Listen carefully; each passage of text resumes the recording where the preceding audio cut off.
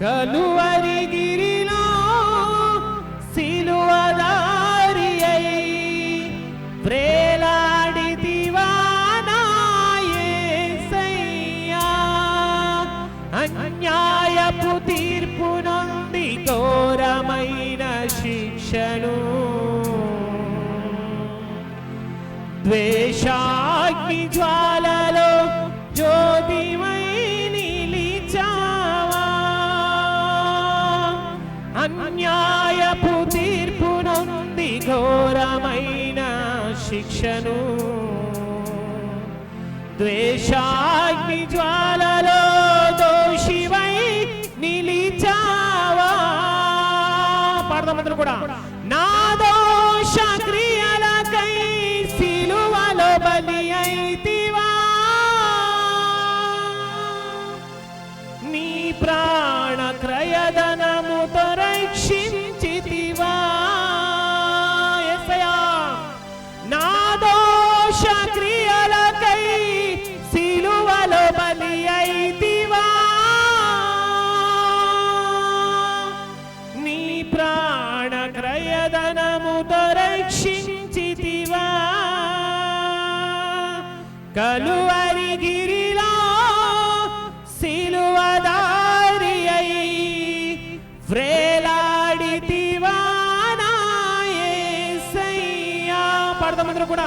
కలువరి గిరిలో సిలువదారి అయి వ్రేలాడితివా నా యేసయ్యా.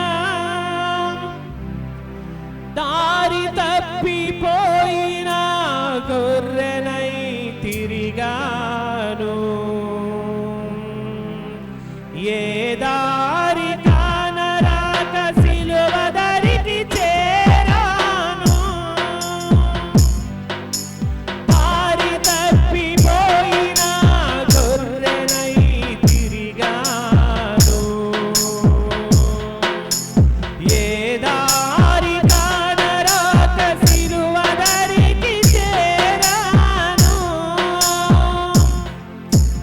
ఆఖరి రక్తపు బొట్టును నా కొరకై ధారపోసి, ఆఖరి రక్తపు బొట్టును నా కొరకై ధారపోసి, నీ ప్రాణ త్యాగముతో విడిపించితివా, నీ ప్రాణ త్యాగముతో విడిపించితివా. కలువరి గిరిలో సిలువదారి అయి వేలాడితివా నా యేసయ్యా.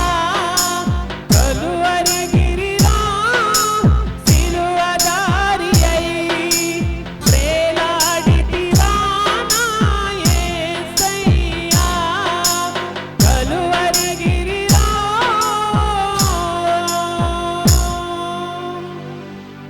Yes, my Lord. మా కొరకు సిలువలో బలి అయినటువంటి దేవుడు, మా కొరకు సిలువలో కరిగిపోయినటువంటి దేవుడు ప్రభువా. నీకంటే గొప్ప ప్రేమ చూపించేవారి లోకంలో ఎవ్వరూ లేరు ప్రభువా. నీకంటే గొప్పగా ప్రేమను చూపించేటువంటి మనుష్యుడేడి ప్రభువా, నీకంటే గొప్ప దేవుడేడి ప్రభువా. నా దేవా, హృదయపూర్వకంగా మా హృదయములతో ప్రభువా నిన్ను స్తుతిస్తూ ఉన్నాం, మా మనస్సులతో నిన్ను స్తుతిస్తూ ఉన్నాం, నిన్ను ఆరాధిస్తూ ఉన్నాము ప్రభువా. నా దేవా, మా హృదయాలను కడిగినటువంటి దేవుడు, మా మనస్సులను కడిగినటువంటి దేవుడు ప్రభువా. జాలి కలిగినటువంటి దేవుడు, జాలి కలిగినటువంటి దైవమా, నీకు స్తోత్రములు చెల్లిస్తూ ఉన్నాము ప్రభువా. యేసు రాజా, నీకే వందనాలు. దేవా, నీ యందు నాటబడేటువంటి కొమ్మలుగా, నీ యందు ఫలించేటువంటి కొమ్మలుగా ప్రభువా మమ్మలను వార్చమని ప్రార్థిస్తూ ఉన్నాము దేవా. Yes, my Lord. Thank you, my Jesus. Thank you, my Lord. Thank you, my Lord. మహోన్నతుడు దేవా, సర్వాధికారి అయినటువంటి మా ప్రభువా, నీ నామానికి వందనాలు. ఇదిగో ప్రభువా, నీ బిడ్డలందరూ నీ చేతిలో ఉన్నారు, నీ సన్నిధిలో ఉన్నారు, నీ పాదముల యొద్ద ఉన్నారు ప్రభువా. నీ బిడ్డలను మీరు జ్ఞాపకము చేసుకోమని ప్రార్థిస్తూ ఉన్నాము దేవా. అయినా ఇదిగో తండ్రి, నీ బిడ్డలు బలహీనులైన వారికి బలమును దయచేయండి ప్రభువా. కృంగిపోతున్న నీ బిడ్డలకు ఓదార్పును దయచేయండి. అనారోగ్యముతో ఉన్నటువంటి బిడ్డలకు ఆరోగ్యమును దయచేయమని ప్రార్థిస్తూ ఉన్నాము దేవా. Thank you my Jesus. స్తోత్రములు తండ్రి. మహోన్నతుడా నీకే వందనాలు చెల్లిస్తూ ఉన్నాము. మహోన్నతుడైనటువంటి దేవా, మహాగణుడా నీకు స్తోత్రములు చెల్లిస్తూ ఉన్నాము దేవా. ఇదిగో మా హృదయాలను, మా జీవితాలు, మా బ్రతుకులను, మా కుటుంబాలను ప్రభు మా సర్వస్వాన్ని నీకు సమర్పిస్తూ ఉన్నాము దేవా. మా సర్వస్వాన్ని నీకు అంకితం చేస్తూ ఉన్నాము ప్రభువా. నీ బిడ్డల యొక్క విజ్ఞాపనను మీరు ఆలకించి, నీ బిడ్డల యొక్క మొరలను మీరు ఆలకించి, నా యేసయ్యా నీ బిడ్డలుగా, నీ పిల్లలుగా నీ సన్నిధిలో తండ్రి మేము నిరంతరం నేను స్తుతించే భాగ్యం, నేను ఆరాధించే భాగ్యం, నేను గణపరిచే భాగ్యం మాకు అనుగ్రహించమని ప్రార్థిస్తూ ఉన్నాము దేవా. Thank you my Jesus. Thank you my lord. Thank you my lord. అయినా ఇదిగో తండ్రి, చేరువచ్చిన నీ బిడ్డలందరినీ మీరు జ్ఞాపకం చేసుకుని నీ కృపా కాపుదలని సహాయం నీ బిడ్డలకు అనుగ్రహించి ప్రతి బిడ్డకు కావలసినటువంటి నీ మాధుర్యమైనటువంటి ప్రేమను అనుగ్రహించమని ప్రార్థన చేస్తూ ఉన్నాం. చేరువచ్చిన బిడ్డలను మీరు జ్ఞాపకం చేసుకోనండి, నీ కృపలో భద్రపరచండి, మీరు సహాయం చేస్తూ నడిపించండి. వాక్య పరిచర్లు మీ సహాయం దయచండి. వాక్యం ద్వారా మీరు మాతో మాట్లాడి మా హృదయాలకు, మాకును, మా బిడ్డలకు, మా జీవితాలు, మా బ్రతుకులకు కావలసినటువంటి సమస్త విధములైనటువంటి తండ్రి మార్గదర్శకత్వమును తండ్రి మీరు మాకు అనుగ్రహించమని ప్రార్థన చేస్తూ యేసయ్య నామములో ఈ ప్రార్థన అడుగుచున్నాము తండ్రి. ఆమేన్. ఆమేన్. కూర్చున్నాం అందరం కూడా. సాక్ష్యములు ఇచ్చేవారు ఎవరైనా ఉంటే దయచేసి రావచ్చు దేవుని సన్నిధిలో.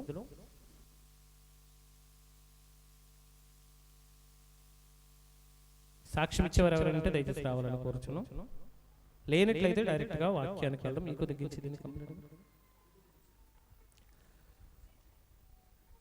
అందరం కూడా దేవుని యొక్క వాక్యంలోకి వెళ్ళిపోదాం. ప్రేమైన వారలారా, దేవుని యొక్క మాటలను మనం ధ్యానం చేసుకుని శ్రద్ధగా మనం ముందుకు వెళ్ళిపోదాం. లేవియకాండం అయితే ముగింపు అయింది. నెక్స్ట్ నుండి మనము సంఖ్యాకాండము, ఈ సంఖ్యాకాండమును గురించి మనం ఆలోచన చేస్తూ ఉన్నాం. మరి సంఖ్యాకాండములో ప్రాముఖ్యమైనటువంటి కొన్ని సంఘటనలు, విషయాలను మనము ఆలోచన చేస్తూ ముందుకు సాగిపోదాం. ప్రేమైన వారలారా, ఈ సంఖ్యాకాండము ప్రారంభం అవడమే లెక్కలతో ప్రారంభమవుతుంది. దేంతో ప్రారంభమవుతుంది చెప్పాలి? దేంతో? అందుకే దీనికి సంఖ్యాకాండము అని రాశారు. దీన్ని నంబర్స్. ఏంటిది? నంబర్స్. ఈ నంబర్స్లో ఎక్కువ శాతము ఎవరు, ఎక్కడ, ఎన్ని గోత్రాల వారు ఉన్నారు, ఏ గోత్రంలో ఎంతమంది ఉన్నారు, యుద్ధం చేసేవారు ఎంతమంది, పిల్లలు ఎంతమంది, పెద్దలు ఎంతమంది, ప్రయాణమై వచ్చిన వారు ఎంతమంది, చేరిన వారు ఎంతమంది, ఇలా ప్రతి విషయాన్ని కూడా ఈ సంఖ్యాకాండంలో మనము క్షుణ్ణంగా మనం పరిశీలన చేయొచ్చు. అయితే ప్రియమైన వారలారా, ఇందులో ప్రాముఖ్యమైనటువంటి విషయాలను మాత్రమే నేను చెప్పుకుంటూ వెళతాను. మిగిలిన విషయాలు మీరు ఇంటి దగ్గర చదువుకోనండి. కారణం ఏంటంటే ఏ గోత్రంలో ఎంతమంది ఉన్నారు, ఏ గోత్రానికి ఎంతమంది వస్తారు అన్నది మనకు అవసరం లేదు. అది అంత ప్రాముఖ్యమైనది అయితే కాదు. కేవలము ఇన్ఫర్మేషన్ మాత్రం మనకు కావాలి. కాబట్టి మీరు ఇంటి దగ్గర ఉన్నప్పుడు మీరు చదువుకోవచ్చు. మొదటిగా మనము ఈ సంఖ్యాకాండం ప్రారంభ వచనాలను మనం చదువుకొని ముందుకు వెళదాం. ఒకసారి బైబిల్ గ్రంథము నుండి సంఖ్యాకాండం 1వ అధ్యాయము 1వ వచనం నుండి మనం చదివితే అక్కడ రాయబడినటువంటి విషయాలను మీరు చూస్తారు. వారు ఐగుప్తు దేశం నుండి బయలు వెళ్ళిన 2వ సంవత్సరము 2వ నెల మొదటి తేదీ. 2వ సంవత్సరము 2వ నెల, 2వ సంవత్సరం 2వ నెల మొదటి తేదీ. ఐగుప్తులో నుంచి వారు బయలుదేరిన తర్వాత సుమారుగా 13 నెలలు గడిచిపోయాయి. 13 నెలలు గడిచిపోయిన తర్వాత 14వ నెల మొదటి తేదీన సీనాయి అరణ్యమందలి ప్రత్యక్షపు గుడారములో యెహోవా మోషేతో మాట్లాడుచున్నటువంటి మాటలు ఇవి. ఎప్పుడు మాట్లాడుచున్నారు? ఎర్ర సముద్రమును దాటారు. ఎర్ర సముద్రమును దాటి సీను అరణ్యానికి వచ్చారు. సీను అరణ్యానికి వచ్చి సీనాయి పర్వతం దగ్గర టెంట్లు వేసుకొని వారు అక్కడ ఉన్నారు. ఎందుకు అంతకాలం అక్కడే ఉన్నారు అంటే మనం చూస్తాము. లేవీకాండం బిఫోర్గానే వాళ్ళు ఏం చేశారు? ఇక్కడికి చేరుకోవడం మనం చూస్తాము. నిర్గమకాండంలో చేరుకున్న వాళ్ళు లేవీకాండం అయిపోయింది, సంఖ్యాకాండం వరకు ఇంకా అక్కడే ఉన్నారు. ఎందుకంటే దేవుడు వారికి ప్రత్యక్ష గుడారమును గూర్చినటువంటి ప్రత్యక్షతను వారికి అనుగ్రహించారు. గమనించాలి ఈ విషయాన్ని. ప్రత్యక్ష గుడారమును గూర్చి అనుగ్రహించబడినటువంటి ప్రత్యక్షత కేవలం ప్రత్యక్షతతోనే ఆగిపోలేదు, కానీ అక్కడ నుండి మనం గమనించినట్లయితే ప్రియమైన వారలారా, స్ప్రెడ్ అవ్వడానికి వారు వెళ్ళడానికి, ప్రయాణం అవ్వడానికి ముందుగానే దాని నమూనాలను తయారు చేయడానికి వారిని సిద్ధపరిచాడు. నేను రికార్డింగ్ పెట్టారా? దానిని సిద్ధపరచడానికి ఆయన సిద్ధమయ్యాడు. ఎందుకంటే కొండ మీద చెప్పినటువంటి రూపము చొప్పున, కొండ మీద చెప్పినటువంటి కొలతల చొప్పున, కొండ మీద చెప్పినటువంటి వస్తువుల చొప్పున కింద ఏం చేయాలి? ఆ నమూనాలను ఏం చేయాలి? తయారు చేయాలి. తయారు చేసి వన్సబన్ వాళ్ళందరూ కూడా టెంట్లు వేసి ఆ యొక్క ప్రత్యక్ష గుడారంను కట్టి అది ఎలా ఉంటుందో వారు చూసిన తరువాత వారు ఏమవ్వాలి? ఇప్పుడు ప్రయాణమై వెళ్ళాలి. అంటే లేవియకాండం అంతా కూడా జరిగింది ఏంటి? ఇది జరిగింది.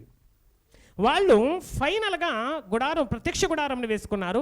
ఆ ప్రత్యక్ష గుడారములో నుంచి మొట్టమొదటిగా దేవాతి దేవుడు మోషేతో ఏం చేస్తున్నారు? ఇప్పుడు మాట్లాడుతున్నాడు. దేవునికి స్తోత్రం కలుగునుగాక. ఇంతవరకు ఎక్కడి నుంచి మాట్లాడారు? ఎక్కడి నుంచి మాట్లాడారు? కొండ మీద నుండి ఏం చేశారు? మాట్లాడారు. కొండ మీద నుండి. ఇప్పుడు ఎక్కడ మాట్లాడుతున్నారు? జనుల మధ్యనే ఒక గుడారముగా ప్రత్యక్ష గుడారము వేయబడిన తర్వాత ఆ ప్రత్యక్ష గుడారములో నుండే మాట్లాడుతున్నాడు. ఎక్కడ దేవుడు ఎక్కడికి వచ్చాడు చూడండి. మహాదేవుడు మొట్టమొదటిగా ఎక్కడండి? సమీపింపరాని తేజస్సులో మహా ఆకాశం పరమాకాశముల పైన పరలోకములో కొలువైనటువంటి ఆయన భూమి మీదకు రావడానికి తన ప్రత్యక్షతలను, తన యొక్క భౌతికమైనటువంటి రూపాన్ని మార్చుకుంటూ ఆయన ఎక్కడి వరకు వచ్చేసారండి? సీనాయి పర్వతం మీదకి వచ్చాడు. సీనాయి పర్వతం కూడా వాళ్ళకి దూరంగానే ఉంది కాబట్టి ఇలా కాదు, నేను మీ మధ్యనే ఉండాలని ఏకంగా ఎక్కడికి వచ్చేసారు? ఇప్పుడు ప్రత్యక్ష గుడారం. ప్రత్యక్ష గుడారం ఎక్కడుంది?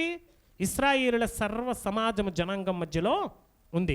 అలా సర్వ సమాజం మధ్యలోనికి వచ్చినటువంటి దేవుడు మోషే ద్వారా మాట్లాడుతున్నాడు. ఏమని మాట్లాడుతున్నాడు? దేవుడు మాట్లాడేటప్పుడు మోషే మాత్రమే వినగలిగేవాడు. మిగిలిన వాళ్ళందరూ కూడా తలలు క్రిందకు వంచి తల సాష్టాంగ నమస్కారం చేసి మాటలు ముగించేంత వరకు లేసే పరిస్థితి లేదు వారికి.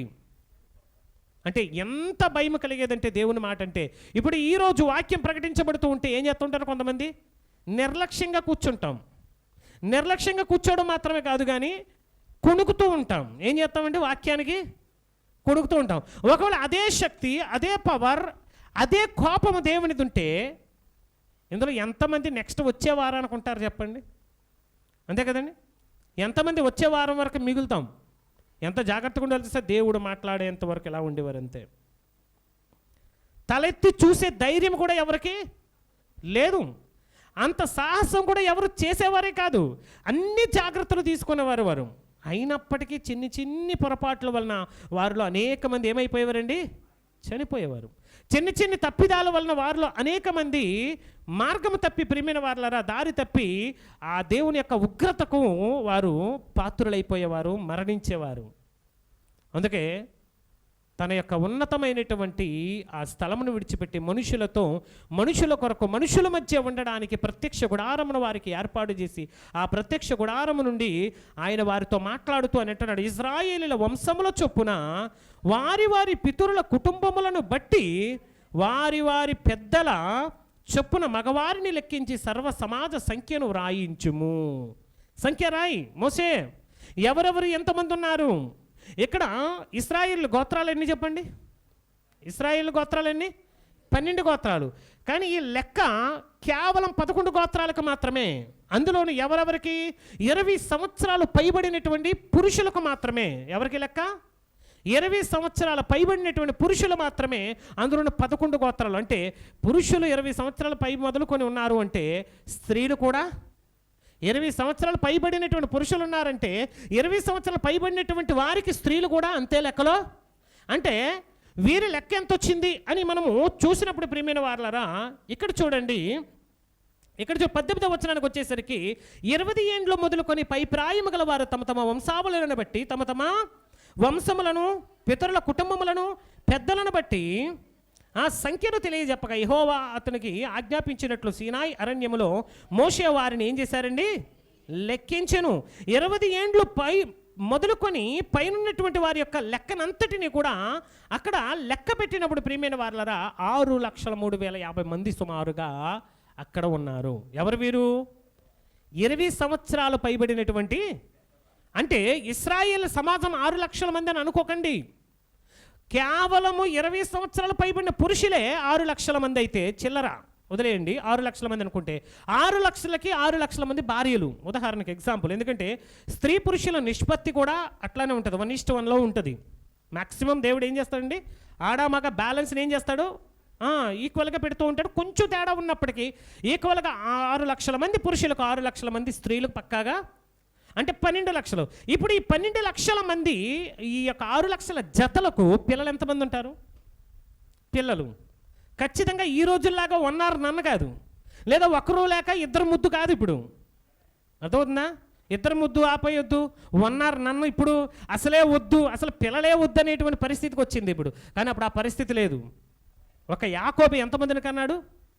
12 మందిని. యాకోబు ఎంతమందిని కన్నాడండి? 12 మందిని, అంతేనా? ఇంకా చూడండి, ఆ యాకోబుకు పుట్టినటువంటి వారిలో ఏసావు, ఎఫ్రాయిం, మనస్సే అనే వారిని కన్నాడు. ఇంకా మిగిలినటువంటి వాళ్ళు కూడా వారి తమ తమ పిల్లలను కన్నారు. ప్రతి ఒక్కరు కన్నారు. అయితే ఇక్కడ మీకు తెలియాల్సినటువంటి పాయింట్ ఏంటంటే, వీళ్ళకు ఉన్నటువంటి పిల్లలు అట్లీస్ట్ ఒక 2 చొప్పున వేసుకున్నా, మన లెక్కలో చూసుకుని 2 చొప్పున వేసుకున్నప్పుడు ఎంతమంది ఉంటారు? 6 లక్షల మందికి 12 లక్షల మంది అవుతారా? పోనీ వదిలేయండి, చిల్లర కోతలో కొట్టుబడులు వేసి 10 లక్షలు వేసుకోండి. 12 10 ఎంత వచ్చారు? 22. అంటే బైబిల్ స్కాలర్స్ యొక్క లెక్కల ప్రకారము సుమారుగా 20 నుంచి 28 లక్షల మంది ఐగుప్తు దేశంలోంచి బయటకు వచ్చినట్లుగా చెప్తున్నారు. ఎంతమంది?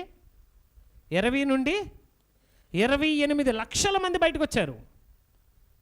ఎంతమంది ఒక జనాంగముగా బయటకు వచ్చారంటే వారికి ఎన్ని విధులు ఉండాలి, ఎన్ని కట్టడలు ఉండాలి. ఒక ఉన్నతమైనటువంటి సమాజంగా వారిని తీర్చిదిద్దాలి అంటే కొన్ని కట్టడలు ఉండాలి. ఇశ్రాయేలు కట్టు లేదు, ఒకప్పుడు ఏమి లేదు, వాళ్ళకి కట్టు లేదంటే క్రమశిక్షణ లేదు వారికి.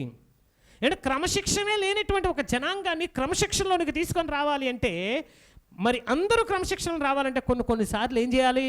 కఠినముగా శిక్ష కూడా ఉండాలి. అందుకే ధర్మశాస్త్రాన్ని ఇచ్చినటువంటి దేవుడు శిక్షలు కూడా అంతే కఠినంగా అమలు చేశాడు. ఎందుకు అమలు చేశాడో తెలుసా? తర్వాత తరాల వారైనా సరే ఏం చేయాలి? జాగ్రత్తగా ఉండాలి. అందుకే ఇశ్రాయేలీలు ప్రపంచంలోనే ఒక ప్రత్యేకమైనటువంటి జనాంగంగా పిలువబడ్డారు. దేవునికి స్తోత్రం కలుగునుగాక. ఎందుకోసం చెప్పండి? కఠినమైనటువంటి శిక్షలు, కఠినమైనటువంటి పద్ధతులు. మీరు చూడండి, భారతదేశంలో ప్రతిరోజు కూడా ఎక్కడో ఒక చోట హత్యలు, మానభంగాలు, ఈ వార్తలు ఎప్పుడు కూడా ఏం చేస్తున్నామండి? వింటూనే ఉన్నాం. ఇప్పుడు సౌదీ కానివ్వండి, ఈ యుఏఈకి సంబంధించినటువంటి ప్రాంతాలు ఉన్నాయనుకోండి, మస్కట్ కానివ్వండి, అండ్ దుబాయ్, ఈ ప్రాంతాల్లో చూడండి మానభంగాలు అనేటువంటి పరిస్థితులు కనబడవండి అక్కడ. ఎందుకు కనబడవు? అక్కడ ఇలాంటిది ఏ చిన్న పొరపాటు చేసినా అసలు తీర్పును జాము చేయరండి. వెంటనే తీసుకెళ్ళి నడి రోడ్డు మీద ఏం చేస్తారు? వాడిని తల నరికేస్తారు. ఏం చేస్తారు? ఇప్పుడు చెప్పండి, నడి రోడ్డు మీద నలుగురు చూస్తున్నట్లుగా తల నరికేస్తే ఇంకొకడు తప్పు చేయడానికి ప్రయత్నం చేస్తాడా? భయపడతాడు కదా. బహిరంగంగా తప్పు చేయాలంటేనే 100 సార్లు ఆలోచన. ఈ ప్రాణం నాది కాదు, చస్తే చచ్చాను అనుకుంటేనే ఏం చేయాలి? వాడు తప్పు చేయాలి. అంత కఠినమైనటువంటి శిక్షలు ఉండబట్టే అక్కడ ఇలాంటి నేరాలు చాలా తక్కువ. భారతదేశంతో పోలిస్తే చాలా తక్కువ. మన దేశంలో అంత కఠినమైనటువంటి నేరాలు లేవు. కసబ్ లాంటి వాడిని 2 సంవత్సరాలు బాగా మేపి వాడి కోసం 2 కోట్లకు పైగా డబ్బులు ఖర్చు పెట్టి, ఏంటి దేనికోసం? వాడికి సెక్యూరిటీ, వాడిని తినడానికి, వాడి రూమ్కి, వీటి కోసం 2 కోట్లకు పైగా ఖర్చు పెట్టి, మేబీ నేను తక్కువ చెప్పుండొచ్చు, ఇంకా ఎక్కువే అయి ఉండొచ్చు, ఖర్చు పెట్టి బాగా మేపి లాస్ట్లో 2 సంవత్సరాల తర్వాత ఏం చేశారు? వాడిని ఊరేశారు. ఎన్ని సంవత్సరాలు? 2 సంవత్సరాలు బిందాస్గా బ్రతికేశారు. కానీ ఇశ్రాయేలీయులకు ధర్మశాస్త్రాన్ని ఇస్తున్నప్పుడు దేవుడు చాలా కఠినమైనటువంటి నియమాలు. ఇదిగో ఈ ధర్మశాస్త్రంలో నుండి కాపీ కొట్టుకున్నదే ఖురాన్. అందుకే ఖురాన్ అనుసరిస్తున్నటువంటి వారు శిక్షలు కూడా ఇన్స్టంట్గానే అమలు చేస్తారు. అర్థమైంది మీకు? శిక్షలు కూడా ఎలా ఉంటాయండి? ఇన్స్టంట్గానే. ఇప్పుడు మరి మానవ హక్కుల కమిషన్ అనేది ఒకటి ఉంది. అంటే ఒక వ్యక్తిని చంపాలన్నా, హింసించాలన్నా, ఒక యానిమల్ని హింసించాలన్నా, చెప్పాలన్నా, ప్రతి దానికి కూడా ఇప్పుడు ఎవరుంటారండి? మానవ హక్కుల కమిషన్ వాళ్ళు వచ్చేసి మనల్ని ఏం చేస్తారండి? అరెస్ట్ చేస్తారు. వాళ్ళకి అంత రైట్స్ ఉన్నాయి. ప్రపంచంలో ఏ వ్యక్తినైనా అరెస్ట్ చేసే రైట్స్ ఉన్నాయి వాళ్ళకి. ప్రపంచంలో ఎవరికైనా వరల్డ్ వైడ్గా ఉన్నటువంటి సొసైటీ అది. అంటే ఎందుకు ఇవన్నీ పెట్టుకున్నారంటే మనుషులందరూ కూడా మంచిగా ఉండాలని. మనుషులందరూ కూడా ఎలా ఉండాలి? క్రమంగా ఉండాలి, పద్ధతిలో ఉండాలి. ఇప్పుడు ఇశ్రాయేల్ సర్వ సమాజాన్ని ఆయన ఎందుకు లెక్కిస్తున్నాడు? లెక్కించాల్సినటువంటి అవసరత ఏంటి అంటే, ప్రతి వారిని కూడా లెక్కించి ఎవరి వంశావళిలో ఎంతమంది ఉన్నారు, ఎవరి వాళ్ళలో ఎంతమంది ఉన్నారు, ప్రతి దాన్ని లెక్క పెట్టిన తర్వాత వారి వారి యొక్క పితరుల యొక్క గోత్రంలో చొప్పున, వంశంలో చొప్పున వారికి వంతులు ఉంటాయి. వారిలో ఎంతమంది దేవుని కొరకు పని చేయాలి, ఎంతమంది దేవుని యొక్క సంఖ్యలో ఉండాలి, ఎంతమంది మీ పనులను చేసుకోవచ్చు, ప్రతి దానిని విడగొట్టడానికి దేవుడు ఏం చేశాడండి? ఈ యొక్క సంఖ్యను లెక్కించమని చెప్పాడు. 46-47 వచనాలు చదువుదాం. లెక్కింపబడి 6,03,550 మంది, 6,03,550 మంది వీరు ఉన్నారు. అయితే లేవీలు తమ పితరుల గోత్రముల చొప్పున వారితో పాటు ఏం చేయబడలేదు. ఇప్పుడు వీళ్ళు ఇలా ఉన్నారనుకోండి, పురుషులు ఒక్కొక్కరు లెక్క చొప్పున ఎంతమంది వచ్చారు? యావరేజ్ గోత్రానికి 50,000 మంది వచ్చారు. ఎంతమంది వచ్చారండి? 50,000 మంది. అంటే ఒక గోత్రం ఇంకా మిగిలిపోయిందండి. ఇలా 6 లక్షలు అంటే సుమారుగా 60,000 మంది వచ్చారు 11 గోత్రాలకి. 12వ గోత్రానికి కూడా ఇంకొక 60,000 మంది వేస్తే ఇంకా ఎక్కువే ఉంటారు. అంటే సుమారుగా శాస్త్రవేత్తలు లెక్క పెట్టినటువంటి లెక్క ప్రకారం 20 నుంచి 28 లక్షలు ఈజీగానే వారి జనాంగం ఉంటుంది. ప్రేమైన వారలారా, ఇలా వీరితో పాటుగా పితరుల గోత్రముల చొప్పున లేవీలు మాత్రము లెక్కించబడలేదు. ఏలయనగా యెహోవా మోషేతో ఇలాగూ సెలవిచ్చి ఉండెను, నీవు లేవీ గోత్రములు లెక్కించకూడదు, ఇశ్రాయేలుల మొత్తమునకు వారి మొత్తమును చేర్చకూడదు. నీవు సాక్ష్యపు గుడారము మీదను దాని ఉపకరణములన్నిటి మీదను దానితో చేరిన వాటిని అన్నిటి మీదను లేవీలను నియమింపము. వారే మందిరమును దాని ఉపకరణములన్నింటినీ మోయవలను. వారి మందిరపు సేవ చేయుచు దాని చుట్టూ దిగవలసిన వారై ఉన్నారు. మందిరము సాగబోవునప్పుడు లేవీలే దాన్ని విప్పాలి. మందిరం అక్కడ ప్రయాణం ఆగిపోయినప్పుడు లేవీలే మరలా దాన్ని ఏం చేయాలి? కట్టాలి. మందిరం అంటే ఏంటి చెప్పండి? ప్రత్యక్ష గుడారం. మందిరం అంటే ఏంటి? ఎందుకు ఒక జనాంగాన్ని ప్రత్యేకించాడంటే తన పరిచర్య కొరకు. ఎవరి కొరకు? 12 మంది పిల్లలు పుడితే 12 మంది పిల్లల్లో ఒక గోత్రాన్ని ప్రత్యేకంగా దేవుడు తన యొక్క పరిచర్య కొరకు ఏం చేసుకున్నాడండి? అమ్మా, తింటున్న వాళ్ళందరూ దేవుని స్తోత్రం చెప్పండి. ఏసు రక్తం చేయం.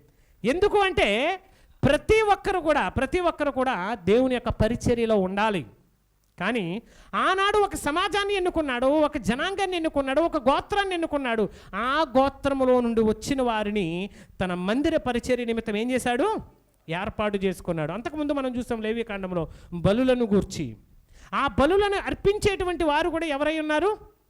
లేవీలే. ఎవరు పడితే వాళ్ళు అర్పించడం లేదు. లేవీల్లో నుండి యాజకునిగా ఎన్నుకొనబడినటువంటి వారు మాత్రమే అక్కడ మనము ప్రేమిన వారులారా బలులు అర్పిస్తున్నట్లుగా మనం చూస్తాము. తర్వాత వీరు ఆ యొక్క ప్రత్యక్ష గుడారమును వేయడానికి కానివ్వండి, విప్పడానికి కానివ్వండి, మోయడానికి కానివ్వండి, ఎప్పుడైతే లేవీలు ఏర్పాటు చేయబడ్డారో లేవీలు దానికి మాత్రమే కాదు కానీ దేవునిని స్తుతించడానికి కూడా లేవీలు ప్రత్యేకింపబడ్డారు. 2వ అధ్యాయంలో మనం చూసినప్పుడు మోషే అహరోనులకు ఇలాగూ సెలవిచ్చెను, ఇశ్రాయేలులందరూ తమ తమ పితరుల కుటుంబముల టెక్కెములను పట్టుకొని తమ తమ ధ్వజములను దిగవలను. వారు ప్రత్యక్ష గుడారమునకు ఎదురుగా దాని చుట్టూ దిగవలను. సూర్యుడు ఉదయించు తూర్పు దిక్కున యోధాపాళము ధ్వజము గలవారు తమ తమ సేనల చొప్పున దిగవలను. ఇక్కడ చూడండి, ఎవరు ఏ సేన ఎలా ఉండాలి, ఎక్కడ నడవాలి, ఎవరు ముందు నడవాలి, ఆ సేనల నాయకులు ఎక్కడ నడవాలి, సేనలు ఎక్కడ నడవాలి, ఇవన్నీ కూడా ఒక సిస్టమాటిక్గా ఒక క్రమం చొప్పున ఏం చేస్తున్నాడు దేవుడు?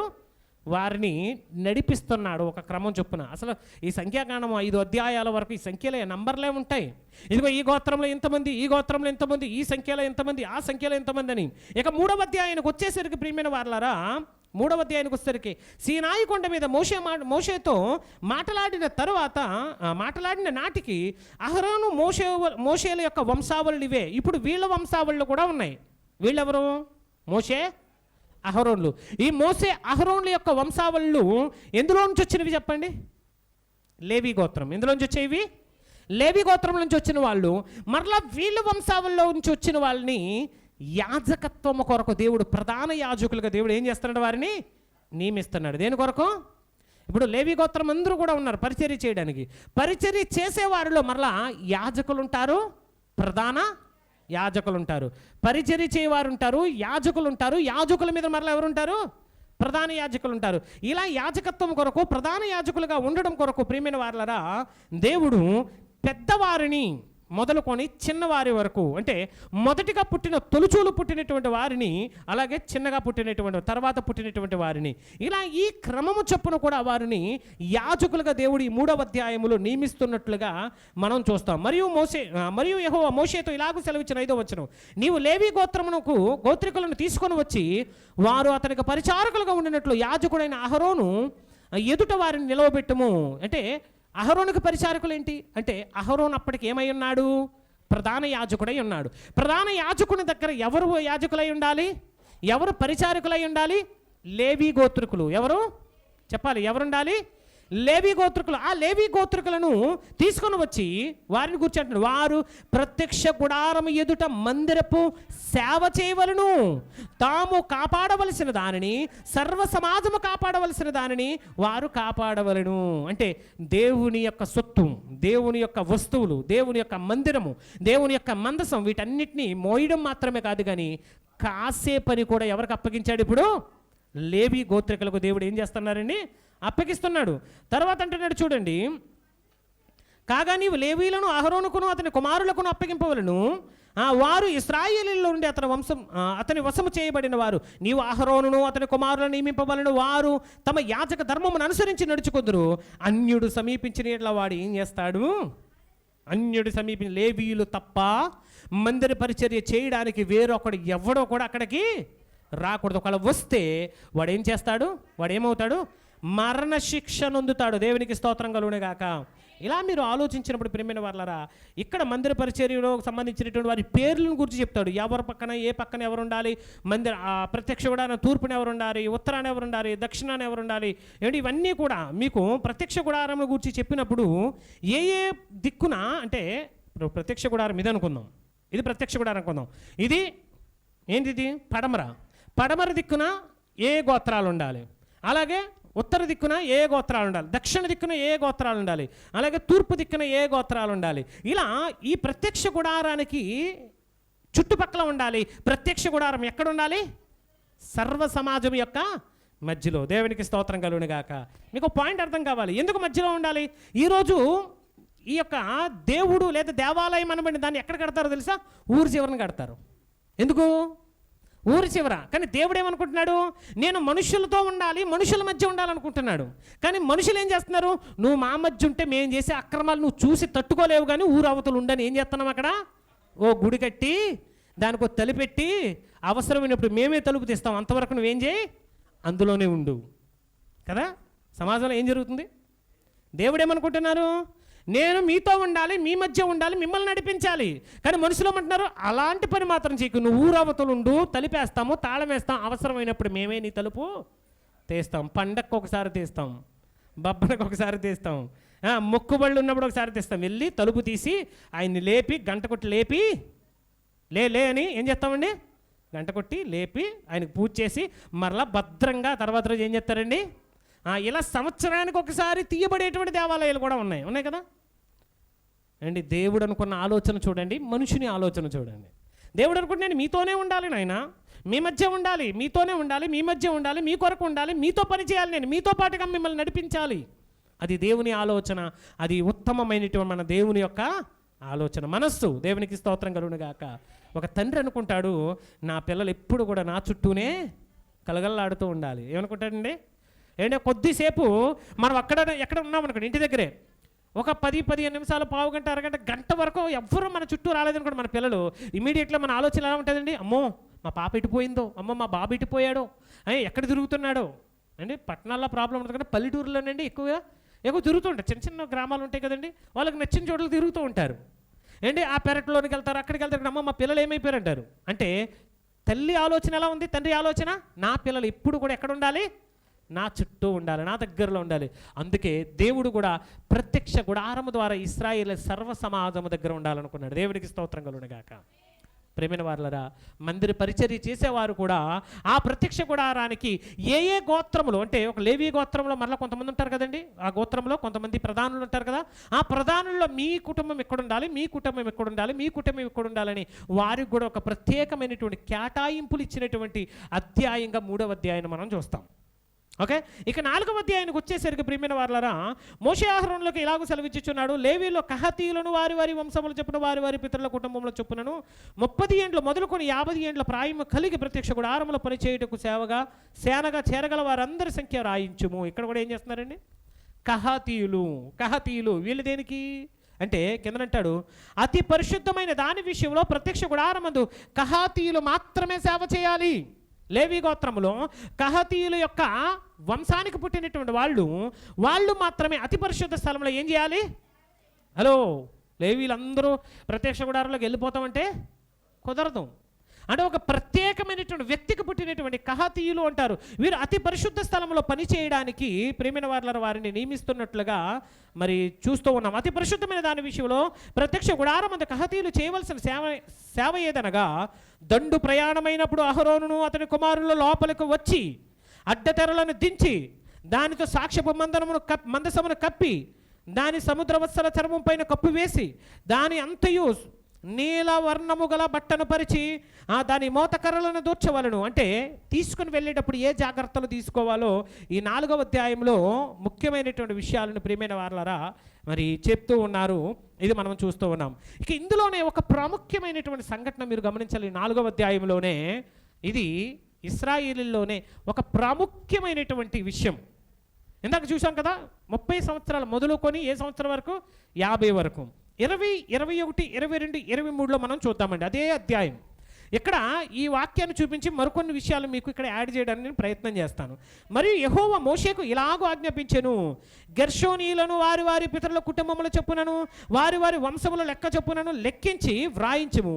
చూడండి ఇక్కడ కూడా 30 ఏండ్లు మొదలుకొని 50 ఏండ్లు, ఇందాక చదువుకున్నాం కదా, 30 ఏండ్లు మొదలుకొని 50 ఏండ్ల వరకు ప్రత్యక్షపు గుడారముల సేవ చేయుటకు సేనలో పనిచేయ వారందరూ ఇలా ప్రతి ఒక్క మరి కుటుంబము లేవి గోత్రం ఉన్నవారు ఎన్ని సంవత్సరాల మొదలుకొని? 30 సంవత్సరాలు. అందుకే ప్రభు అయిన యేసుక్రీస్తు వారు కానివ్వండి, బాప్తిస్మిచ్చి యోహాను గారు కానివ్వండి, పరిచర్యకు రావడానికి వయసు ఎంత వాళ్ళది? 30 ఇయర్స్. ఎన్ని సంవత్సరాలు? 30 సంవత్సరాలు. బాప్తిస్మిచ్చి యోహాను గారు 30వ సంవత్సరంలో ఆయన సువార్త ప్రయాణము, ఇదిగో యోదయ అరణ్యంలో ఏం చేస్తున్నారు? ఆయన ప్రకటించుచున్నారు, మారు మనసు ప్రకటిస్తూ ఉన్నాడు, బాప్తిస్మం గురించి చెబుతూ ఉన్నాడు. యోదయ అరణ్యంలో ప్రకటిస్తున్నటువంటి ఆయన ఎన్ని నెలలు ప్రకటించారు? 6 నెలలు ప్రకటించిన తరువాత ఎవరు వచ్చారు? ఇప్పుడు ప్రభు అయిన యేసుక్రీస్తు వారు వచ్చారు. అంటే 6 నెలలు యోదయ అరణ్యంలో యోర్దాను నది ఒడ్డున తిరుగుతూ ఆయన ప్రకటించిన తర్వాత 6 నెలలు. ఎందుకు 6 నెలల తర్వాత యేసుక్రీస్తు వారు వచ్చారు? రావచ్చు కదా త్వరగా అంటే, యోహాను గారి కంటే యేసుక్రీస్తు వారు 6 నెలలు చిన్నోడు. అర్థమైంది మీకు పాయింట్? 30 సంవత్సరం వచ్చేసరికి ఈయన పని మొదలెట్టేశాడు. ఎందుకంటే ఈయన పనే గొర్రెపిల్ల ఎవరో కనిపెట్టడం. ఈయన పని ఏంటి? యోహాను ఎందుకు వచ్చాడు? యేసుక్రీస్తు వారు ఎవరో కనిపెట్టాలి, గొర్రెపిల్ల ఎవరో కనిపెట్టాలి, లోక పాపాలను మోసుకొని పోయి గొర్రెపిల్ల ఎవరో కనిపెట్టాలి, అది ఆయన బాధ్యత. అందుకే 6 నెలల వెతికితే 6 నెలల ప్రజలకు మరి బాప్తిసం ఇస్తూ ఉంటే ఆఖరికి ప్రభు అయిన యేసుక్రీస్తు వారు వచ్చేసరికి ఆకాశం నుండి స్వరం, ఇదిగో ఈయనే నా ప్రియ కుమారుడు, ఈయన యందు నేను ఆయనను చూసినటువంటి. బాప్తిస్మిచ్చి యోహాను అంటాడు కదా, లోక పాపములను మోసుకొని పోవుచున్నా ఎన్నో సంవత్సరం అప్పటికి యేసుక్రీస్తు వారికి 30 మందిర సేవ, దేవుని పరిచర్య చేయాలి అంటే, దేవుని యొక్క సన్నిధికి రావాలి అంటే ఇశ్రాయేలులకు దేవుడు పెట్టినటువంటి నియమం 30 ఇయర్స్ అయితేనే కానీ రావడానికి వీలు లేదు. అలా దేవుడు ఆ సమయంలో వారికి ఇచ్చినటువంటి నియమాలను మనం ఇక్కడ చూస్తామండి. ఇక్కడ కూడా మీరు చదవచ్చు 30వ వచనం, 35వ వచనము, ఈ వచనాలన్నింటిలో కూడా ఇదే సందర్భాలను ఆయన రాస్తున్నట్లుగా మనం చూస్తాం. ఇక ఒకవేళ ఇలా లేవీలు పరిచర్య చేస్తున్న వారికి ఒకవేళ కుష్ఠరోగం వస్తే, రక్తస్రావం కలిగితే వారు ఏం చేయాలో చెప్పేటువంటి అధ్యాయమే 5వ అధ్యాయము. మీరు గమనించినట్లయితే మోషే అహరోనులకు ఇలాగూ సెలవిచ్చెను, ప్రతి కుష్ఠరోగిని, స్రావం గల ప్రతి వారిని, శవమును ముట్టుట వలన అపవిత్రైన ప్రతి వారిని పాళె వెలుపల నుండి తోలి వెలివేయవలనని ఇశ్రాయేలుగా ఆజ్ఞాపించుము. నేను నివసించి వారి పాళెమును వారు అపవిత్రం చేసి పరచుకుంటున్నట్లు మగవారిని కానీ ఆడుదానిని కానీ అందరినీ పంపివేయవలను. పంపేయడం అంటే వదిలేయడం గురించి అప్పట్లా. ఇక్కడ అంటే ఎందుకు బయట పెట్టమన్నాడు? ఇప్పుడు కరోనా వచ్చిందనుకోండి, మనకి ఇష్టమైనటువంటి మన పిల్లలనైనా ఏం చేసాం మనము? ఒక గదిలో బంధించి నీ బతుకు నీది, మా బతుకు మాది, అంతే కదండి. భర్తకు వస్తే భార్య, భార్యకు వస్తే భర్త, అట్లీస్ట్ కలిసి మాట్లాడుకోవడానికి, కలిసి నిద్రపోవడానికి, కలిసి కూర్చొని కబుర్లు చెప్పుకోవడానికి కూడా లేని పరిస్థితి. ఏమంటే ఇక్కడ ఈ మాటలు చదువు కొంతమంది ఏమంటారంటే దేవుడికి ఎంత అంటే పక్షపాతమో, రోగగ్రస్తులను దగ్గరికి చేర్చుకోవాలి కానీ ఎందుకు దూరపడుతున్నారు? ఆ రోజుల్లో ఎంటీబీ మెడిసిన్ లేదు కుష్ఠరోగానికి. ఈరోజు ఎంటీబీ అనేటువంటి మెడిసిన్ ఉంది, ఆ రోజు లేదా మెడిసిన్. ఆ మెడిసిన్ లేకపోవడం వలన అది ఒక అంటువ్యాధి అని దేవుడు వారిని ఏం చేసేవారండి? పాలు వెలపలు పెట్టేవారు. వాళ్ళకి ఆహారం ఇమ్మని చెప్పాడు, వారికి వస్త్రాలను ఇమ్మని చెప్పాడు, కానీ వారిని ముట్టుకోకండి, వారి వస్తువులు వాళ్ళే శుభ్రం చేసుకోవాలి. ఎప్పుడైతే కుష్ఠరోగి తగ్గుద్దో అప్పుడు పాప పరిహారం చేసుకుని మరలా ఏం చేయాలి? వారు పాళెం లోపలికి రావాలి. అది నెరవేర్చవలసింది అహరోను మోషేలని అనేకమైన విషయాలు లేవి కాండంలో మనం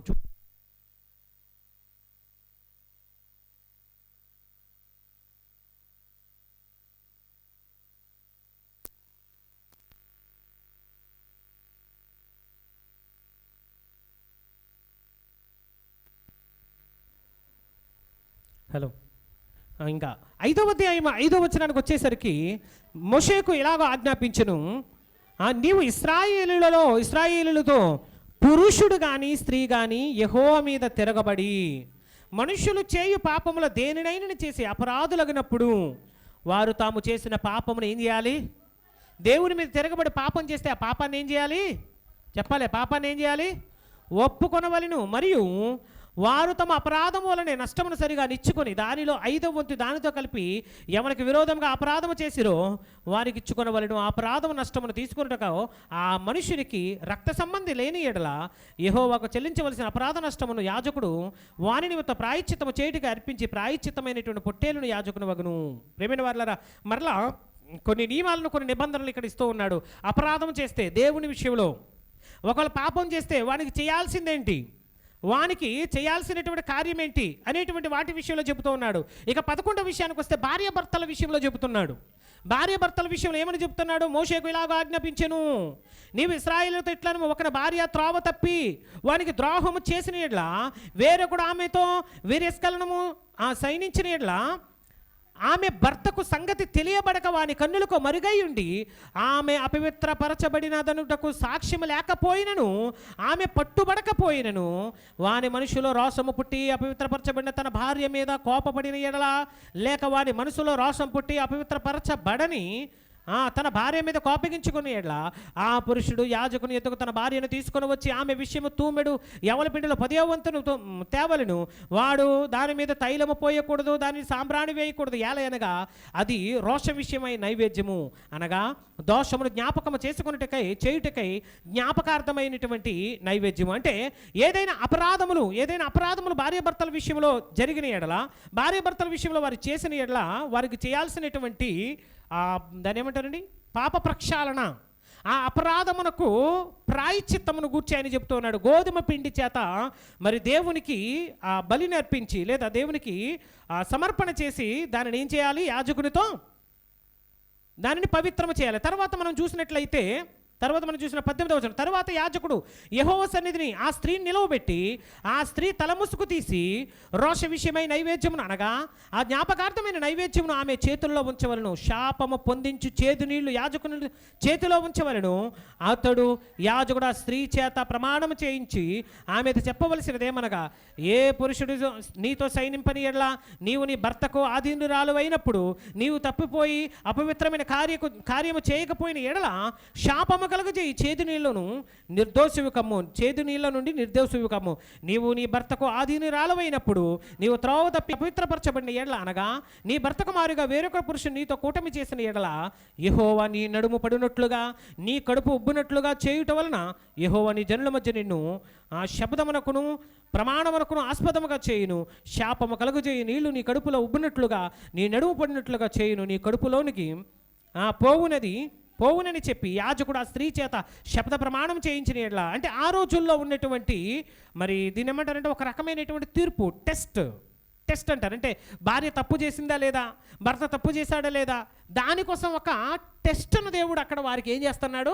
పరిచయం చేస్తున్నాడు. ఇది ఆనాటికి యాక్టివ్గా ఉంది, నేటికి యాక్టివ్గా లేదు. ఇది ఆనాడు ఇశ్రాయేలీయులు జాగ్రత్త పడడం కోసము, ఇదిగో నువ్వు తెలియకుండా అపరాధం చేసినా సరే దొరికిపోతావు, తెలియకుండా పాపం చేసినా సరే నువ్వు దొరికిపోతావని ప్రజలను ముందుగానే దాన్ని ఏమంటారండి సిద్ధపరచడం, అంటే అవేర్ చేయడం, జాగ్రత్త పడమనడం, కొన్ని జాగ్రత్తలు తీసుకోండి, ఇలాంటి వాటి విషయంలో ఖచ్చితంగా మీరు దొరికిపోతారు, కాబట్టి ఇలాంటి పాపం జోలికి వెళ్ళకండి అని చెప్పడానికి దేవుడు కొన్ని టెస్టులను వారికి ఏం చేస్తున్నాడు, ఇక్కడ పరిచయం చేస్తున్నట్లుగా మనం చూస్తూ ఉంటాం ప్రేమైన వారు. ఒకవేళ నిజంగా ఆమె తప్పు చేస్తే ఆ చేదు నీళ్లు ఆమె నడుము పడిపోయినట్లుగా, ఆమె కడుపు ఉప్పిపోయినట్లుగా ఏం చేస్తాయి, ఒకవేళ ఆమె ఏ నేరము చేయకపోతే, ఏ తప్పు చేయకపోతే ఆ నీళ్ల వలన ఆమెకు కూడా ఎటువంటి ప్రమాదము ఉండదు అని ఆయన తెలియజేస్తూ ఉన్నాడు. ఇక 6వ అధ్యాయానికి వచ్చేసరికి ప్రియమైన వారలారా, మరలా ఇంకొక విషయాన్ని కూడా చెప్తున్నారు. పురుషుడే కానీ స్త్రీయే కానీ యెహోవాకు నాజీరగుటకు ఎవరైనా మొక్కుకొని తన్ను తాను ప్రత్యేకపరచుకునే యెడల వాడు ఏం చేయాలి, ద్రాక్షారసమును మద్యమును ఏం చేయాలి. నాజీరవ్వడం అంటే నేను దేవుని కొరకు ప్రత్యేకము, నేను దేవుని సేవకుని అవుతాను, సేవకురాలు అవుతాను. నాజీరు చేయడం, నాజీరు అవ్వడం అంటే అర్థం ఏంటి, దేవునికి సమర్పించేసుకోవడం. మనకు అర్థమైందా? అంటే వారు ఏం తినకూడదు, ఏమి త్రాగకూడదు, ద్రాక్షారసమును కానీ మద్యమును కానీ. అంటే ద్రాక్షారసం అని ఎందుకన్నాడు అంటే, ఇశ్రాయేళ్ల ప్రధానమైనటువంటి ఆహారపు అలవాట్లలో ద్రాక్షారసం ఒకటి. అంటే అతడు ఏం చేయకూడదు, ద్రాక్షారసమును. యేసుక్రీస్తు వారు కూడా నాజీరు చేయబడిన వారే, కానీ పస్కా దినమున యేసుక్రీస్తు వారు ఏం తీసుకున్నారు, ద్రాక్షారసమును తీసుకున్నారు. ఎందుకు ద్రాక్షారసం తీసుకున్నారు, అసలు తీసుకోకూడదు కదా. ప్రభువైన యేసుక్రీస్తు వారు నాజీరు చేయబడిన వారు, ప్రత్యేకించబడిన వారు. ఆయన ఇప్పుడు ప్రత్యేకింపబడినటువంటి యేసుక్రీస్తు వారికి ఎందుకు అది అప్లై అవ్వలేదంటే, యేసుక్రీస్తు వారు ధర్మశాస్త్రాన్ని నెరవేర్చి దాన్ని ఏం చేయబోతున్నాడు, ఇప్పుడు మార్చబోతున్నాడు. ఇది ద్రాక్షారసమును పూర్వకాలం ముందు ఉన్నటువంటి ద్రాక్షారసముతో లేదా ధర్మశాస్త్రంలో రాయబడినటువంటి ద్రాక్షారసంతో లింక్ చేయట్లేదు. అక్కడ ఆయన లింక్ చేస్తుంది ఏంటి తెలుసా, ఈ ద్రాక్షారసము నా రక్తము. ఏమని చెప్తున్నాడు ఆయన, ఈ ద్రాక్షారసం ఏంటి, నా రక్తము, ఇది నా రక్తము వలనైన క్రొత్త నిబంధన. అంటే అప్పటి వరకు నాజీరు చేయబడిన వాడు తాగకూడని ద్రాక్షారసమును ఆయన త్రాగి ఒక క్రొత్త నిబంధనను ఏం చేశాడు, అక్కడ ఆయన ప్రారంభించాడు. దేవునికి స్తోత్రం కలుగును గాక. అంటే నాజీరైన వాడు ఖచ్చితంగా ఏం చేయకూడదు, దీనిని తాగకూడదు, దీన్ని మానేసేయాలి. అంత మాత్రమే కాదు, ఏ ద్రాక్షారసమునైనను త్రాగకూడదు, మద్యపు చెరకనైనను త్రాగకూడదు, పచ్చివి కానీ ఎండివి కానీ ద్రాక్ష పళ్ళు కూడా తినకూడదు. అతడు ప్రత్యేకముగా ఉండే దినములన్నీ పచ్చికాయలే కానీ పై తోలే కానీ ద్రాక్ష వల్లి నుండి పుట్టిన దేనినైనను అతడు తినకూడదు. నాజీరగుటకు మొక్కుకున్న దినములన్నిటిలోనూ మంగళకత్తి అతని తల మీద వేయవలదు. మీ అందరికీ తెలుసు, శాంసోను విషయంలో కూడా ఇదే జరిగింది. అతడు తన తల్లిదండ్రులకు పుట్టకముందే దేవదూత ద్వారా బోధించబడింది వారి తల్లిదండ్రులకు, మీరు ద్రాక్షారసమునైనను మద్యమునైనను మీరు తీసుకొనకూడదు, ఎందుకంటే పుట్టబోయేటువంటి కుమారుడు ప్రత్యేకించబడినవాడు, ఇశ్రాయేలు వారి శత్రువుల చేతిలో నుంచి కాపాడేటువంటి రక్షకుడు. అతడు నాజీరు చేయబడినవాడు, అతని తల మీద ఏం వేయకూడదు, మంగళకత్తి వేయకూడదు. అలాగని వారికి దేవుడు భూమి మీద ఉన్న మనుషులందరికంటే ఎక్కువ బలాన్ని ఇచ్చాడు. అంత బలమును పొందినటువంటి సాంసోను తన తల మీద ఎప్పుడైతే మంగళకత్తి వేశాడో దేవుని యొక్క ఆత్మ అతన్ని విడిచి, అంటే అతడు నాజీరు చేసుకున్నటువంటి ప్రమాణం ఆ రోజుతో ఏమైపోయింది, పోగానే దేవుని ఆత్మ కూడా అతన్ని విడిచిపోయినట్లుగా మనం బైబిల్ గ్రంథంలో చూస్తాం. ఇవన్నీ కూడా ప్రియమైన వారలారా మనము ఇక్కడ చూస్తాం. అందుకే అతడు నాజీరగుటకు మొక్కుకున్న దినములన్నీ మంగళకత్తి అని అతని తల మీద వేయవలదు. అతడు యెహోవాకు తన్ను తాను ప్రత్యేకించుకున్న దినములు నెరవేరు వరకు అతడు ప్రతిష్ఠితుడై తన తల వెంట్రుకలు ఎదగనీయవలను. అతడు యెహోవాకు ప్రత్యేకముగా నుండి దినములన్నిటిలోనూ ఏ శవమును కూడా ముట్టవలదు. యేసుక్రీస్తు వారు కూడా తన తల వెంట్రుకలు గడ్డము అన్నింటిని కూడా పెంచారు. కానీ ఎప్పుడైతే నిబంధన మారిందో అనేకులు వచ్చి యేసుక్రీస్తు వారి గడ్డమును, యేసుక్రీస్తు వారి తలని ఏం చేశారండి, పెరికి వేశారు. అంటే నిబంధన ఏమైంది, అక్కడ అతిక్రమమైంది. అంటే మంగళకత్తి వేయకపోవచ్చు, కానీ అనేక మంది ఆయన గడ్డం పట్టుకో లాగేశారట. నేను గడ్డం పట్టుకో లాగితే ఏమలా ఉంటుంది చెప్పండి, చమ్మగా ఉంటుందా? అంటే ఎంత బాధగా ఉంటుందండి. అన్ని బాధలను ఓర్చుకున్నాడు ఆయన, అన్ని కష్టాలను ఓర్చుకున్నాడు ఆయన, అన్ని ఇబ్బందులను ఓర్చుకున్నాడు ఆయన. ప్రియమైన వారలరా, ఇదిగో ఈ నియమాలన్నీ కూడా ఇక్కడి నుండి వచ్చినటువంటి నియమాలే మనము చూస్తాం ప్రియమైన వారలరా. తర్వాత దేవుడు 6 అతడు యెహోవాకు ప్రత్యేకముగా నుండి దినములన్నిటిలోనూ ఏ శవమును కూడా అతడు ఏం చేయకూడదు, ముట్టవలదు.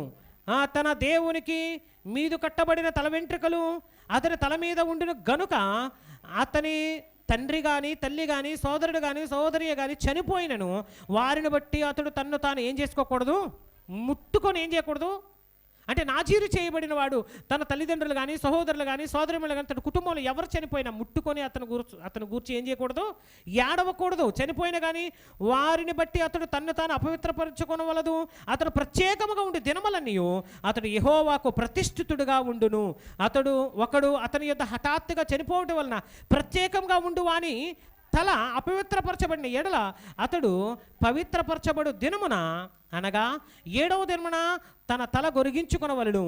8వ దినమున అతడు 2 తెల్ల గువ్వలను పావురూపి పిల్లలైన ప్రత్యక్ష గుడారం యొక్క ద్వారం వద్దనున్న యాజకుని యొద్దకు దానిని తేవలను. అప్పుడు యాజకుడు దానిని ఏం చేయాలి, ఒకదానితో ఒకటి పాప పరిహారార్థ బలిని రెండవ దానితో దహన బలిని అర్పించి అతడు శవమును ముట్టడం వలన పాపి అయినందున అతని నిమిత్తము ప్రాయశ్చిత్తము చేసి ఆ దినమున అతని తలను పరిశుద్ధపరచవలను. మరియు తాను ప్రత్యేకంగా ఉండు దినములను మరలా యెహోవాకు తను ప్రత్యేకించుకుని అపరాధ పరిహారార్థ బలిగా ఏడాది గొర్రెపిల్లను తీసుకొని రావాలను. తన వ్రత సంబంధమైన తల వెంట్రుకలను పవిత్రపరచబడవలను. గనుక మునుపటి దినములన్నీ కూడా ఏమైపోయాయి, వేస్ట్ అయిపోయాయి. అంటే ఎందుకు ఈ మాట చెప్తానంటే, సడన్గా ఎవడో ఒకడు నీ చేతిలో చచ్చిపోయాడు.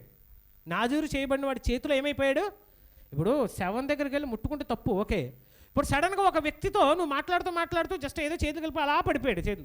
నీ చేతిలో ఏమైపోయాడు వాడు, మరి శవం ముట్టినట్టే కదా. అక్కడ నీ చేతిలో చనిపోయినప్పుడు, నీ చేతిలో పడి చనిపోయినప్పుడు, నీ మీద పడి చనిపోయినప్పుడు శవాన్ని ముట్టినట్టు అవుతుంది. కాబట్టి దానికి నివారణ ఏంటని చెప్తున్నాడు ఇక్కడ.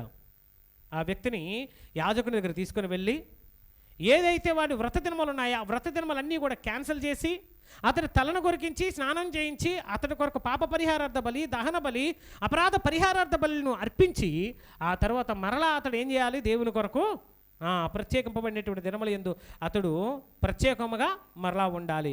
అతడు నాజీరు ప్రత్యేకంగా ఉండే దినములు నిండిన తర్వాత వారిని కూర్చున్నటువంటి విధి ఏదనగా, ఎక్కడ చదువుతున్నారు, 13వ వచనం చదువుతున్నాను నేను. ప్రత్యక్షపు గుడారం యొక్క ద్వారమునొద్దకు వారిని తీసుకుని రావాలను. అతడు దహన బలిగా నిర్దోషమైన ఏడాది మగ గొర్రె పిల్లను, పాప పరిహారార్థ బలిగా నిర్దోషమైన ఏడాది ఆడుగొర్రె పిల్లలను, సమాధాన బలిగా నిర్దోషమైన యొక్క పొట్టేలను, గంపెడు పొంగని పిండి అనగా గోధుమ పిండి వంటలను, నూనె కలిపిన గోధుమ పిండితో చేసినటువంటి భక్ష్యములను, నూనె పోసిన పొంగని పూరీలను, వాటిని నైవేద్యం పానార్పణను అర్పణగా తీసుకొని రావాలని. ఇవన్నీ కూడా అంటే ఇలా జరిగితే పూర్వమందు మనం మాట్లాడుకునేటువంటి బలులు ఏవైతే ఉన్నాయో ఆ బలుల్లో ఏ బలి వారికి అప్లై అవుతుంది అని తెలియజేస్తున్నటువంటి సందర్భంగా మనకు 6వ అధ్యాయాన్ని మనం చూడొచ్చు. ప్రేమిన వారలారా, 6 అధ్యాయాలు మీరు జాగ్రత్తగా ఆలోచిస్తే మొట్టమొదటిగా మనము జనాంగాల లెక్కలను మనం విన్నాం. ఏం విన్నాం? ఫస్ట్ దేవుని కొరకు ప్రత్యేకింపబడినటువంటి మరి ఇశ్రాయేల్ జనాంగంలో ఏ గోత్రంలో ఎంతమంది ఉన్నారు, ఒకవేళ బలంగా కాల్బలం ఎంతమంది ఉన్నారు అని మనం లెక్కలను ఏం చేసాము, విన్నాం. ఆ తర్వాత గోత్రాల చొప్పున ప్రత్యేకింపబడిన వారిని చూసాం. తర్వాత లేవీ గోత్రాన్ని ప్రత్యేకించడం చూసాం. లేవీ గోత్రానికి ఒక పనిని అప్పగించడం మనం చూసాం. పని అప్పగించిన తర్వాత ఎవరెవరు మరలా అతి పరిశుద్ధ స్థలంలో పని చేయాలని కహతీయులను గూర్చి మనము విన్నాం. ఆ తర్వాత వచ్చేసరికి ఒకవేళ ఒక నాజీరు చేయబడితే వాడు ఎలా నడుచుకోవాలి, నాజీరు చేయబడిన వాడి జీవితం ఎలా ఉండాలో దేవుడు చెబుతున్నటువంటి విషయాలను మనము ఈ 6 అధ్యాయాల్లో మనం ఆలోచన చేస్తాం.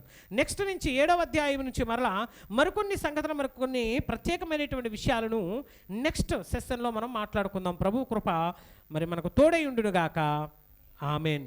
కళ్ళు మూసుకొనండి, చిన్న ప్రార్థన చేసుకుందాం. మహోన్నతుడైన దేవా, నాయనా, ఇదిగో ఈ సంఖ్యాకాండం యొక్క వివరణలో కొన్ని ప్రాముఖ్యమైనటువంటి విషయాలను గురించి మేము ఆలోచన చేస్తూ ముందుకు వెళుతున్నాం. నా తండ్రి, బైబిల్ గ్రంథం అంతా తండ్రి ఒక్కసారి ఆలోచించాలని, పరిశీలించాలని ఇదిగో ప్రభా మేము తీసుకున్నటువంటి నిర్ణయం ప్రకారంగా ప్రభా మేము వెళుచూ ఉన్నాం. నీ మాటలు వింటున్నటువంటి మాకు నీ కృపా సన్నిధి కాపుదలను తోడుగా ఉన్న దయచేయమని ప్రార్థిస్తూ ఉన్నాం. నా దేవా, నీకే వందనాలు, స్తోత్రాలు. ఈ సమయంలో ప్రభా ఇదిగో తండ్రి మోషే ద్వారా, అహరోను ద్వారా మీరు నియమించినటువంటి నియమాలు, కట్టడలు, పద్ధతులు తండ్రి ఇశ్రాయేలును ప్రత్యేకపరచడానికి, ఇశ్రాయేలును ఒక ప్రత్యేకమైనటువంటి జనాంగముగా ఉండడానికి, ఇశ్రాయేలు కావలసినటువంటి తండ్రి ప్రభా నీతిని, నియమాలను, కట్టడలను, పద్ధతులను, ఆచారాలను, సాంప్రదాయాలను ప్రతి దానిని ప్రభా మీరు నేర్పిస్తూ వస్తూ ఉన్నారు.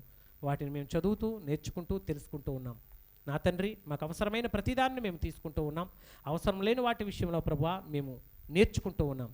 నీ కృపాసరిది మాకు కాపుదల తోడుగా ఉన్న దయచేసి ఇంకను చక్కగా గ్రంథమును వివరిస్తూ మేము ముందుకు వెళ్ళటకు సహాయమైన దయచేయమని ప్రార్థిస్తూ ఉన్నాం. ఇదిగో తండ్రి, లైవ్ని వీక్షిస్తున్నటువంటి మీ బిడ్డలను మీరు జ్ఞాపం చేసుకోనండి. ఈ వీడియోను చూస్తున్నటువంటి మీ బిడ్డలందరికీ మీ పాదసన్ని తోడుగా ఉన్న దయచేసి నీ కృపయు, నీ సమాధానము, నీ కరుణను తండ్రి మా అందరికీ అనుగ్రహించమని ప్రార్థన చేస్తూ, నా తండ్రి ఇదిగో లైవ్ని వీక్షిస్తున్నటువంటి దూర ప్రాంతంలో ఉన్నటువంటి మా సహోదరుల ప్రియులు సోదరుల ప్రతి ఒక్కరిని మీరు జ్ఞాపం చేసుకోనండి. వారిని వారి కుటుంబాలను మీరు దర్శించండి. వారికి కావలసినటువంటి కృపయు ఆశీర్వాదమును మీరు అనుగ్రహించమని ప్రార్థన చేస్తూ యేసయ్య నామమున అడుగుచున్నాం తండ్రి, ఆమేన్.